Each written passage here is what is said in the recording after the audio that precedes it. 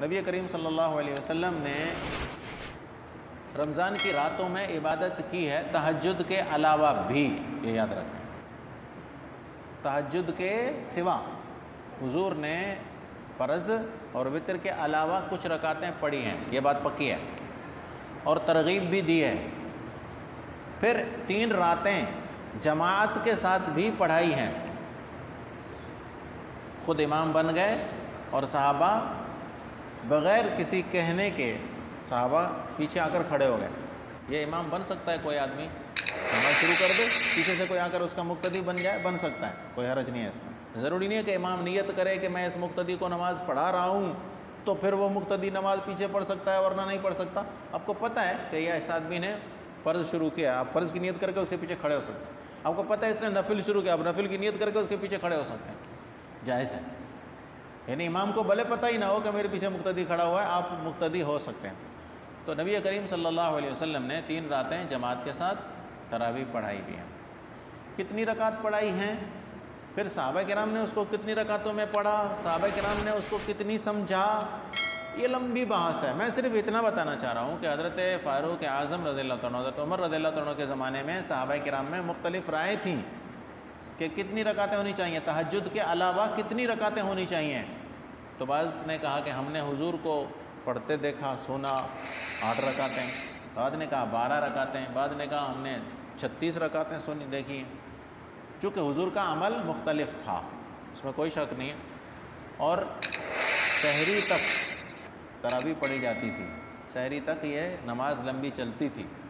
اس لیے حضرت عمر رضی اللہ عنہ نے ہم پر احسان کیا کہ 20 رکعتوں درمیانی رکعتوں کو متعین فرمایا، اور فرمایا مسجد میں جماعت کے ساتھ ایک قرآن مجید کا ختم ہو، اور 27 تاریخ تک ختم کر کے ایک ختم کے ساتھ تراویح 20 رکعت پوری امت کو پڑھنی چاہیے، اور سب صحابہ کرام نے اس بات پر اتفاق کر لیا۔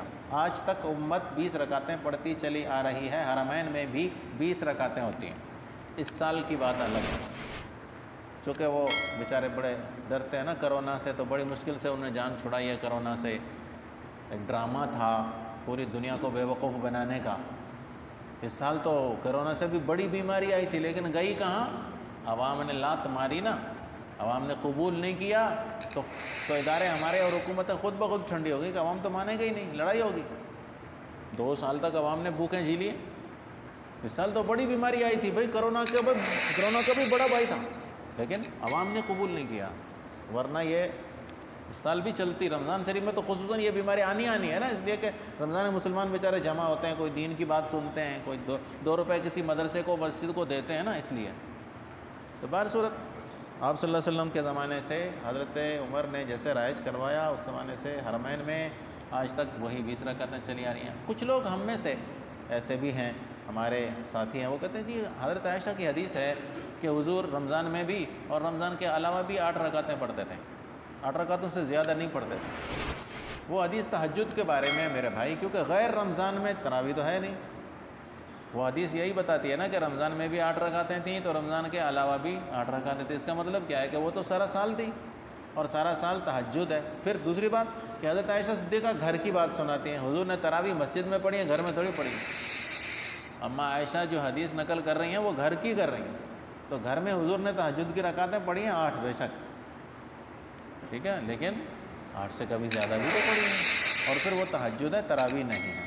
جو لوگ کہتے ہیں کہ نہیں ہم تو 8 ہی پڑھیں گے، تو ان کی خدمت میں گزارش یہ ہے، اور دعویٰ کرتے ہیں کہ ہم حدیث پر عمل کرتے ہیں۔ حدیث پر کہاں ہے حدیث؟ جی بخاری شریف میں۔ بھائی کیا بخاری حضور نے آپ کو دی تھی؟ بخاری شریف نے حضور نے دی ہے تمہیں کہ بخاری پڑھنا اور اس پر عمل کرنا؟ جی کیا کہہ رہا ہوں، غور سے سنیے۔ کچھ لوگ کہتے ہیں ہم بخاری مسلم کو مانتے ہیں، تو میرا سوال یہ ہے کہ کیا بخاری مسلم حضور نے دیے ہیں تمہیں؟ حضور نے بخاری مسلم کا کہا ہے؟ کسی حدیث میں ہے کہ بخاری مسلم کی حدیث کو ماننا اور کوئی نہیں ماننا؟ کہیں کوئی ہے؟ ایک بات۔ دوسری بات یہ ہے کہ چلو ٹھیک ہے، آپ حدیث ہمیں دکھا دیں، آپ ہمیں بخاری مسلم کی حدیث دکھا دیں جس میں 8 رکعتوں کا تذکرہ ہو، ہم مان لیں گے۔ 8 کے ساتھ ساتھ یہ بھی ہو کہ پورا مہینہ جو تم پڑھتے ہو نا، اس کی بھی ہمیں حدیث چاہیے۔ پورا مہینہ کی حدیث ہے کوئی؟ دکھا دو۔ اگر حضور نے تراویح پڑھی تو 3 دن پڑھی ہے، تو 3 دن پڑھو، دفع ہو جاؤ مسجدوں سے، فتنہ کیوں پھیلایا ہوا ہے مسجدوں میں ہماری مسجدوں میں فتنہ پھیلانے کیوں آتے ہو؟ 3 دن پڑھو اور چلے جاؤ۔ امت کی دعاؤں سے اللہ نے تمہیں خود محروم رکھا ہے، 8 پڑھ کے نکل جاتے ہو، پوری جماعت 20 کے بعد دعا کرتی ہے اور تم 8 کے بعد باہر نکل جاتے ہو، امت کی دعاؤں سے خود بخود تم نے اپنے آپ کو الگ کیا ہوا، ہو جاؤ، ہمیں کیا۔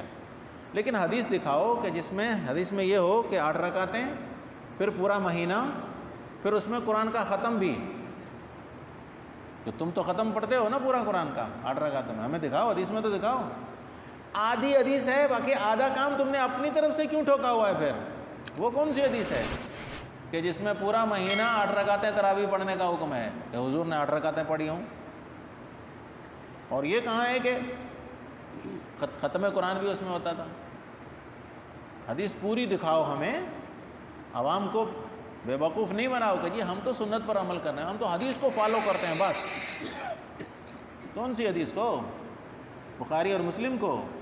تو بخاری اور مسلم میرے بھائی اللہ کے نبی پاک صلی اللہ علیہ وسلم نے ہمیں نہیں دیا ہے، اللہ کے نبی پاک صلی اللہ علیہ وسلم نے اپنی زندگی اور اپنا عمل دیا ہے، وہ تو بخاری مسلم کے علاوہ کتابوں میں بھی موجود ہے، اور وہ تواتر سے صحابہ کرام نے ہمیں سنایا، ہم اس پر عمل کریں۔